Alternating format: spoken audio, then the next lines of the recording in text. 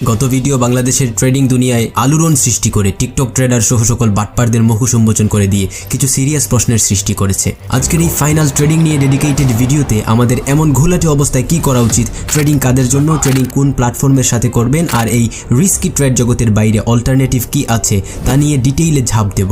চলুন শুরু করা যাক। এই ট্রেডিং কতটা কনসার্নিং বিষয় আজকের দিনে বাংলাদেশের জন্য তা আমাকে গভীরভাবে ভাবাচ্ছে। কারণ এখানে মানুষ লস করে নিঃস্ব হচ্ছে এমন না, অনেকে হারিয়ে যাচ্ছে এই মূল্যবান জীবন থেকে। একটি কমেন্ট ভালো করে লক্ষ্য করুন। 10 দিন পর সুইসাইড করব ডিসাইড করেছি। এই 10 দিন আম্মুকে টাইম দেব। 2 বছরে $6000 প্লাস ধার দেনা করে লস করছি লাস্ট 6 মাসে। নিজের 1.5 বছরের প্রফিট ছিল অলমোস্ট $55,000 প্লাস, কিন্তু সব লস হয়েছে 6 মাসে। এখন আর বস পসিবল না। আলহামদুলিল্লাহ নলেজ আছে, কিন্তু রিকভারি করার অ্যামাউন্ট নাই। ভালো থাকবেন সবাই, দোয়া করবেন আমার জন্য। দয়া করে ভিআইপিতে যাবেন না, শেষ হয়ে যাবে। এইটা পরে আমি থমকে গেছি। অনেকভাবে ছেলেটার সাথে যোগাযোগের চেষ্টা করেও সম্ভব হয়নি। এটাই হয়তো তার জীবনের সেই সুইসাইড নোট যা ট্রেডিং এর এই আজব বিস্ময় তাকে উপহার দিয়েছিল। আর আরাফাত ইসলামের মতো শত শত ছেলের কমেন্টে ভরপুর আমাদের আগের ভিডিওটা। তারা $1000 হারিয়ে এক হতাশায় বেঁচে আছে। আরাফাতের জায়গায় নিজেকে ভাবুন তো, স্টুডেন্ট অবস্থায় লক্ষাধিক টাকা লস করে বসে আছেন। নিশ্চয়ই এক অদৃশ্য চাপ আর বেঁচে থাকার বিতৃষ্ণা আসতে পারে জীবনে। বেটিং আর ছাপরি বাইনারি ট্রেডিং নিয়ে আজ ডিটেইলে যাচ্ছি না। যারা আগের ভিডিওটা মিস করেছেন তারা চাইলে ফেসবুক থেকে দেখে আসতে পারেন। বাংলাদেশে যে এই ট্রেডিং স্ক্যামের আড়ালে আসল ট্রেডিং ঢাকা পড়ে আছে তা দেশের জন্য এক অ্যালার্মিং বিষয়। যেখানে সরকার থেকে অনেক প্ল্যাটফর্মের সরাসরি বৈধতা নাই, সেখানে বিনিয়োগ আর লেনদেন হচ্ছে হাজার কোটি টাকা। একটা রাষ্ট্র যখন একটা ফাইন্যান্সিয়াল প্রতিষ্ঠানকে তার উপযুক্ত মন্ত্রণালয়ের আন্ডারে তদারকিতে রাখবে না, তখন এটা আরো ভয়ঙ্কর আমাদের জনগণের জন্য। আপনি নিঃস্ব হলে সরকারও আপনাকে স্থান দেবে না, কারণ আপনি অনুমোদনহীন কাজে নিজে না বুঝে জড়িয়ে এক অনিয়ম করে বসেছেন।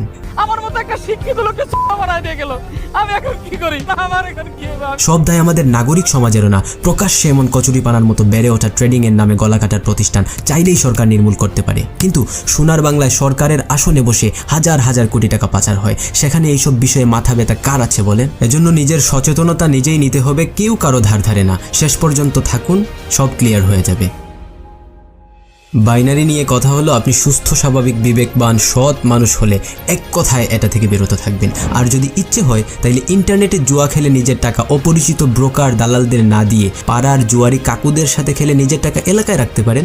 Binary subject is closed here.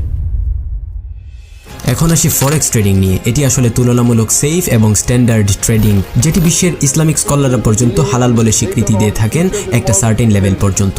If you take a loan and do margin trading, it becomes haram. If there are futures, if there are options, become haram. But generally, trading in foreign currency and making a profit on the spot, if it's your own money, without involving haram activities, it's permissible. Stay away from the haram activities, it's fine.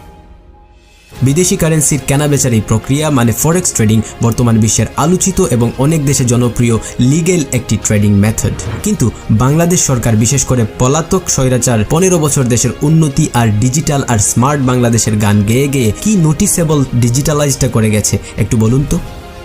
অনেক দিন থেকে তারা বৈধতা দিবে ভাবছে বলে কেটে দিয়েছে অনেক বছর। সম্পূর্ণ খোলাসা করে কোনো প্রজ্ঞাপন জারিও করতে পারেনি সরকার। এটি সরাসরি নিষিদ্ধ না হলেও নিয়ন্ত্রণহীন, যেখানে কেবলমাত্র লাইসেন্সপ্রাপ্ত ব্যাংকগুলো বৈদেশিক মুদ্রার লেনদেন করতে পারে।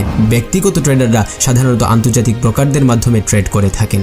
বৈদেশিক মুদ্রা নিয়ন্ত্রণ আইন 1947, ফরেন এক্সচেঞ্জ রেগুলেশন অ্যাক্ট 1947। এই আইন অনুযায়ী বিদেশি মুদ্রার লেনদেনে কঠোর নিয়মকানুন মেনে চলতে হয়। সরকার থেকে সম্পূর্ণ ঘোষণা না আসা পর্যন্ত এভাবে আন্তর্জাতিক ব্রোকারদের মাধ্যমে কঠিন নিয়ম কানুনের মধ্য দিয়ে ফরেক্স ট্রেডিং করা ট্রেডার সহ প্রতিষ্ঠান সবার জন্যই ঝুঁকিপূর্ণ। এনিওয়েজ, যদিও পপুলার ফরেক্স প্ল্যাটফর্মগুলি আইন অনুযায়ী দেশে এই সেবা দিয়ে যাচ্ছে, তবে সরকার থেকে এই জিনিসটি একদম স্বীকৃত নয় বলে নামে বেনামে কোম্পানি গড়ে উঠেছে ফরেক্স ট্রেডিং এর নামে। কিছু টাকা ইনভেস্ট করে সহজে ব্যবহারযোগ্য প্ল্যাটফর্ম তৈরি করে ভুয়া ফরেক্স ট্রেডিং কোম্পানি মানুষকে নানান লোভনীয় অফার দিয়ে কাবু করতে চেষ্টা করছে। এ পরিস্থিতিতে কাকে বিশ্বাস করবেন বা কাদের সাথে ট্রেডিংয়ে যাবেন, এমন এক প্রশ্ন ঘুরপাক খাচ্ছে মাথায়। এর উত্তর দিচ্ছি একটু পরে। তার আগে শুনেন, অনেক প্রতিষ্ঠান এমন আছে খুব পপুলার, কিন্তু আপনি আমি জানি না যে তারা আদৌ রেজিস্টার্ড কিনা। যদিও সরাসরি সরকার লাইসেন্স কাউকেই দেয়নি, তবুও সীমাবদ্ধতার মধ্যে যতটুকু বৈধতা আছে অনেকের গিয়ে দেখেন সেই লাইসেন্সটাও নাই। মানে অন্যান্য ব্যবসা সংক্রান্ত লাইসেন্স নিয়ে একটি অফিস ভাড়া করে ট্রেডিং এর নামে প্রতারণা করে যাচ্ছে। এজন্য কয়েকদিন পরপর নিউজ হয় অমুক নামীয় তমুক নামীয় ইনভেস্টমেন্ট কোম্পানি ফ্রড করে টাকা মেরে পালিয়েছে।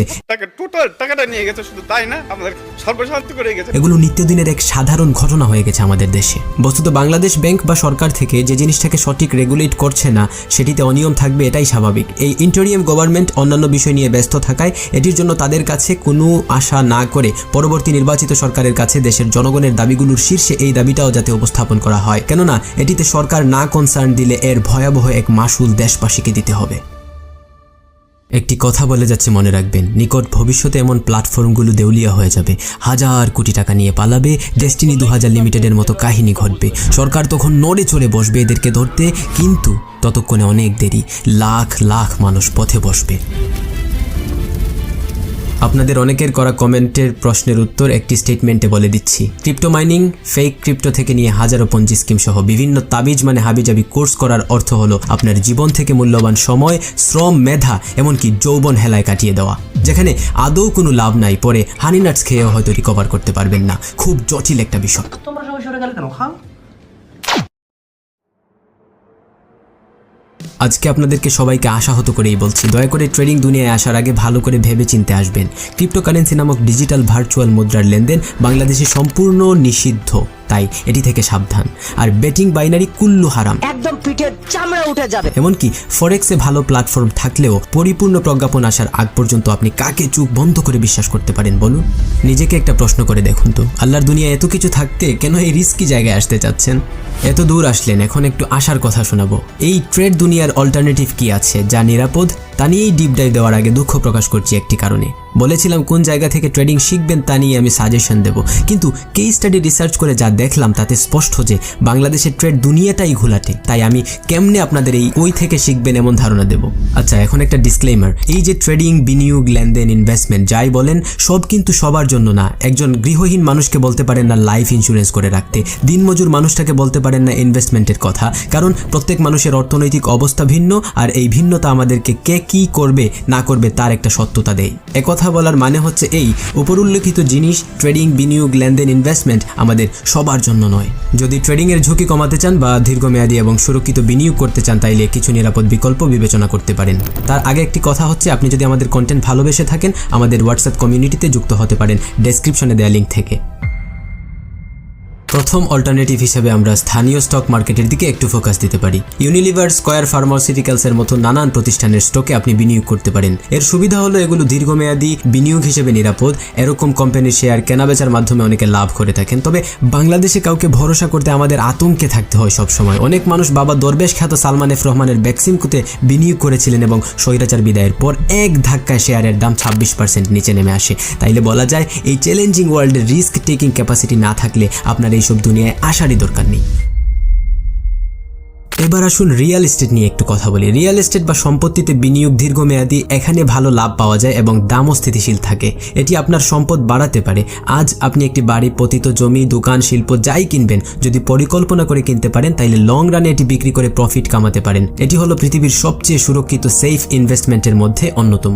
চাইলে স্বর্ণেও বিনিয়োগ করতে পারেন। এটি একটি মূল্যবান সম্পদ এবং সময়ের সাথে সাথে এটির দাম বাড়ে। এজন্য বিশ্বের অনেকেই সোনায় বিনিয়োগ করে থাকেন। পর্যাপ্ত টাকা থাকলে ব্যাংকে ফিক্সড ডিপোজিট করতে পারেন, যেখানে নির্দিষ্ট পরিমাণ ইন্টারেস্ট আপনাকে দেয়া হবে। হালাল হারামের কনসার্ন থেকে এই বিনিয়োগ থেকে নিরুৎসাহিত করলাম, কারণ এটাই বরকত পাবেন না।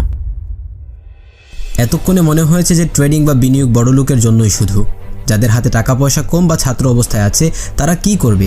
এই উত্তর উপেক্ষা করে ভিডিও শেষ করলে খুবই অমানবিক হবে। এই অংশটা অনেকের জন্যই গুরুত্বপূর্ণ, কেননা আমরা ট্রেডিংয়ে যাদের উপচে পড়া ভিড় করতে দেখি তাদের বয়স খুব বেশি না। মধ্যবয়স্কদের থেকে কিশোর বা তরুণদের সংখ্যাই বেশি। লেখাপড়ার পাশাপাশি কিছু একটা করার তাগিদ থেকে এমন প্ল্যাটফর্মে তাদের যাত্রা শুরু হয়। আর অনেকের এই যাত্রা এত নিদারুণ হয় যে পরিবার, সমাজ, রাষ্ট্র থেকে পরিত্যাজ্য হয়। অল্প বয়সে লস করে ধার দেনায় পরিবারকে ডুবিয়ে জীবনে অন্ধকার ডেকে আনে।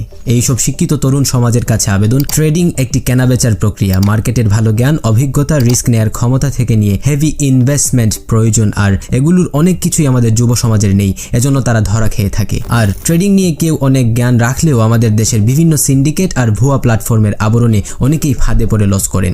দ্বিতীয় গ্রুপ, যারা বেশি কিছু বুঝেন না, হাতে টাকা আছে, ভালো লাভ বা রিটার্ন আসে, এজন্য ট্রেডিংয়ে আসতে চাচ্ছেন, অথবা অথবা আপনার টাকা পয়সাও এত নাই, ধার দেনা করে চাইছেন ট্রেডিং মার্কেটে এন্ট্রি নিতে যাতে আপনার ভাগ্য পরিবর্তন করতে পারেন। এই দুই গ্রুপ, ছাত্র আর আমজনতা, টাকা থাকুক কিংবা না থাকুক, ভাগ্য পরিবর্তনের জন্য তো আসতে চান এই আজব দুনিয়ায়। হ্যাঁ, ভাগ্য ঠিকই পরিবর্তন হবে, হতে পারে ইতিবাচক অথবা নেতিবাচক। আর নেতিবাচকভাবে ভাগ্যের বা নিয়তির দেখা পেয়ে থাকেন দেশের বেশিরভাগ মানুষ। এজন্য বেশ বুঝে শুনে প্ল্যাটফর্ম যাচাই বাছাই করে আগাবেন প্লিজ। আর শিক্ষিত তরুণ সমাজ যারা ভাগ্য পরিবর্তন করতে চাও, তারা নিজের ইন্টারেস্টের সাথে মিল রেখে কোনো একটা স্কিল শিখতে পারো। অন্তত নিজের মধ্যে এই ইনভেস্টমেন্ট করাটা কখনো বৃথা যাবে না। যে কোনো ডিজিটাল স্কিল শেখা এখন খুব হাতের নাগালে, অবশ্যই একটি ল্যাপটপ আর ইন্টারনেট থাকতে হবে। আমার বিশ্বাস ট্রেডিং নিয়ে যে ভিডিও দেখছে সে একটি ল্যাপটপ কেনার সামর্থ্য রাখে, তার জ্ঞান বুদ্ধি চিন্তা দর্শন অনেক উন্নত। এটা বলার মানে এই যে পৃথিবী বিখ্যাত একটি কথা প্রচলিত, সর্বোৎকৃষ্ট বিনিয়োগ হলো নিজের মধ্যে বিনিয়োগ করা। এখানে লাভ না হলে অন্তত লস হবে না। আর আমার বিশ্বাস ভালো একটা ডিমান্ডেবল স্কিল থাকলে অপরচুনিটি অনেক ভালো পাবেন, অন্তত না খেয়ে থাকবেন না। আমাদের ইনবক্সে অনেকে মেসেজ দিয়ে জানিয়েছেন তারা ক্লাস 9, 10 বা কলেজে পড়ে, ট্রেডিং করতে চায়, সে কি করতে পারবে কি না। তাদের জন্য একটি কথা, আগে বড় হও তারপরে এসব। যাও এখন পড়তে বসো, যাও। সবকিছু শুরুতে আপনার মাথায় রাখতে হবে প্রত্যেকের অবস্থান সমান নয়। কেউ একটা জায়গায় বিনিয়োগ করে 3 লক্ষ টাকা লাভ করেছে দেখে আফসোস করছেন, কিন্তু আপনি হয়তো জানেন না তার কয়েক লক্ষ টাকা লস করলেও এটা কুলিয়ে ওঠা তার জন্য ব্যাপার ছিল না। কিন্তু আমরা ভুল করে বসি এই একটা জায়গায়, আমাদের ক্যাপাসিটি বা সামর্থ্যের বাইরেরটায় হাত দেই আর রিস্ক নিয়ে নেই বিশাল কিছুর। বেশি লাভের আশায় কিন্তু যখন লস হয় তখন দিশেহারা হয়ে পড়ি। অনেকে বাড়ি ঘর জমি জামা বিক্রি করে ধার দেনা শোধ করতে পারেন না। তাই জীবন আপনার, সিদ্ধান্ত আপনার। রিস্ক না নিলে বড় হবেন না, এটা সত্য। তার থেকে কঠিন সত্য হচ্ছে আমরা সাধ্যের বাইরে যে রিস্ক নেব না, আর নাইলে সবই হারাবো। আমরা কতটা হুজুগে আর বিনোদন প্রেমী রুচিহীন মানুষ তা একটু মিলিয়ে নিন। আমরা একজন চোরকে সেলিব্রিটি বানাই, করোনার ভুয়া রিপোর্ট প্রদানকারী জালিয়াত ডাক্তার সাবরিনাকে আমরা ফোকাসে রাখি, তিশা মুশতাক দম্পতিকে আমরা আলোচনার শীর্ষে রাখি, ভুয়া ডাক্তার মুনিয়াকে নিয়ে টিভিতে টকশো করি। এই যে এই জামাটা আজকে আমি পরেছি, এটার দাম প্রায় 2.5 লক্ষ টাকা। এক কাপ 5 টাকা আর রং চা 3 টাকা, সবার কমে দেবো। এরকম চাওয়ালি দোকানে রইলে সকলে চা খেতে আসবে। আমাদের মিডিয়া এমন বাহারি অপ্রয়োজনীয় জিনিস কভার করে থাকে, এটা অত্যন্ত দুঃখের বিষয়। সমাজের আনাচে কানাচে এমন নানান কনসার্নিং বিষয় তুলে আনছে না কেউ। পরবর্তীতে শিক্ষণীয় কন্টেন্ট সহ নানান সোশ্যাল ইস্যুকে তুলে আনবো শিকড় থেকে। সরকারি আমলা থেকে রাষ্ট্রের উপরের লেভেলের কেউ যদি হয়, এদের বিরুদ্ধে আওয়াজ থামবে না। সাদাকে সাদা আর কালাকে কালা বলার সৎ সাহস ছিল এবং থাকবে। বাংলাদেশের সবচেয়ে বড় কোন সমস্যা নিয়ে পরবর্তীতে ভিডিও আনতে পারি, কমেন্টে লিখতে পারেন। ধন্যবাদ।